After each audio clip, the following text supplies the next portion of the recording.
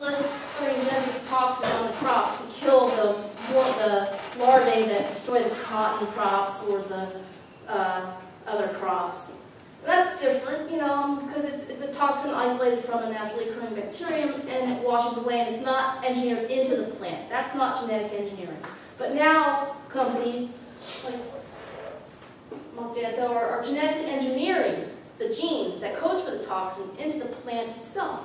So the plant itself is poisonous to its insect pest. And the safety of that is debatable as well. In fact, there have been reports that the Bt toxin in certain model systems creates leaky cells, and that's exactly how the toxin works. It's essentially, it creates pores that kill the animal that eats it, and it's not surprising that it might have harmful effects on other animals as well.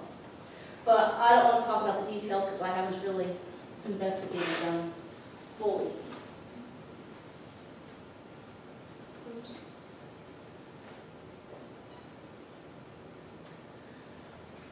This has recently been approved by the Food and Drug Administration. Frankenfish, genetically engineered. I'm sorry, I might. No. We usually give about 5-10 minutes break. Oh no, when you're done. Okay, that's fine. I guess I'm talking too much. No. Genetically engineered salmon. It's called Aquabounty Advantage. It grows twice as fast as normal salmon because it doesn't grow seasonally. It grows all year long, and it has a gene from Chinook salmon controlled by a gene from an ocean pout put into a third fish in Atlantic salmon. They're supposed to be all female and sterile, but the FDA who approved it, and in quotes is the FDA language, says that it knows, it recognized that less than or equal to 5% of the eggs may be fertile. It means that if those salmon actually have an opportunity to commingle with wild salmon populations, it will contaminate the wild salmon populations. There is one example of a potential advantage to GMOs, this golden rice example, that has been designed, genetically engineered, to produce 60% of a child's daily requirement of beta-carotene, which is the precursor to vitamin A. And it's designed, the intent is to give it to nations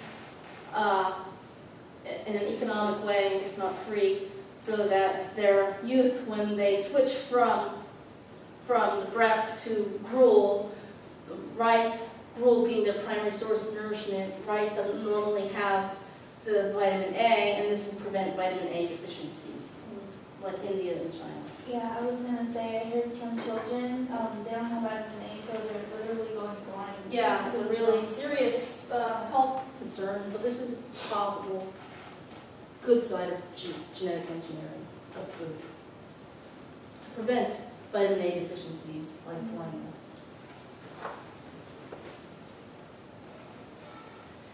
And just 2 days ago, Barbara Boxer and other senators introduced legislation requiring, asking the United States government to require labeling of genetically modified foods. So this is a step in the right direction. Even though the California Prop 37 initiative failed, this is a nationwide initiative to require the federal government to label genetically modified foods. Global warming. We rely upon fossil fuels for everything, for all of our energy needs. But it's raising the carbon dioxide levels in our atmosphere, which is raising the temperature of the planet. And that threatens food security. Because every 1 degree rise in temperature above a crop's growing optimum is expected to reduce the yields by 10%.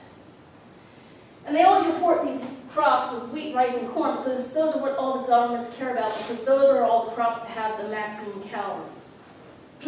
but it applies most certainly to other crops as well. A rising temperature not only affects the growth outright, it also melts glaciers, which is our source of source of water for irrigation, and it raises water levels that can flood lands that are used for growing crops. And those other industrial agricultural practices contribute to global warming as well.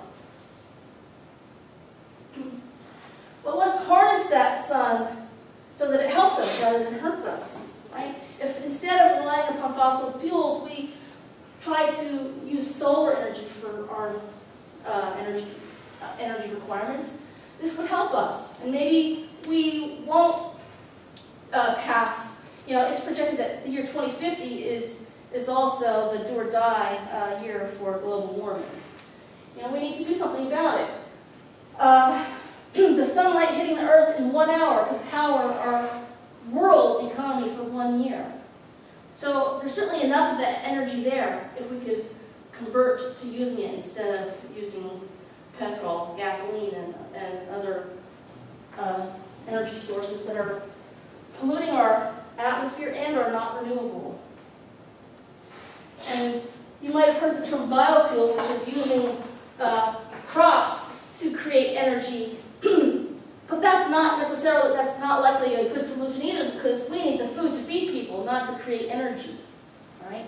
Maybe recovering food from the waste stream and converting it into oil-rendered biodiesel is a good idea. That's one type of biofuel. But growing corn and diverting it from the food supply to create energy is not a viable solution. So I won't read this whole slide since you're saying I'm going too long. No. What I did say is that, when usually we'll take like 5-minute break between the two sections. Oh, you want me to take a break? No, that's okay. No, Don't. I can take a break. We have until 11:30, so, Okay. yeah. If you guys want a break, do you guys need a break? No? Okay. So corn is the largest crop of any grain worldwide. We need it to feed people. But even though we need it to feed people, a third of the corn we grow in this country goes to feed cars instead.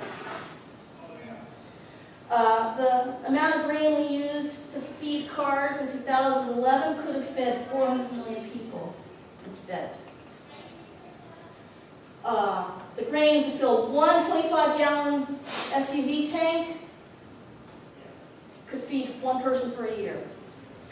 I got these numbers from the EPI, the Environmental Policy Institute. And even if we converted all of our grain into ethanol fuel, it wouldn't meet our energy demands. Instead, what we're doing is taking food away from the hungry. And, worldwide, these crops that are being used to produce crops for biofuels instead of food are destroying rainforests, because it's not just corn that's grown, other crops are grown as well. They don't solve the greenhouse gas emission problem, because you need energy to grow the plants, to create energy, and the net gain isn't enough to solve our greenhouse gas emission problems.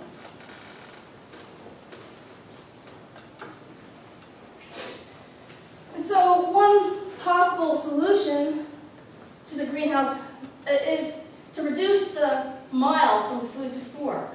And that's called the food mile, the distance food travels from where it's grown to when you eat it. And again, you go to Trader Joe's and they have basil from Israel and fish from all over the world and cherries from Germany. A big long list. They're going to hate me if they ever see this video.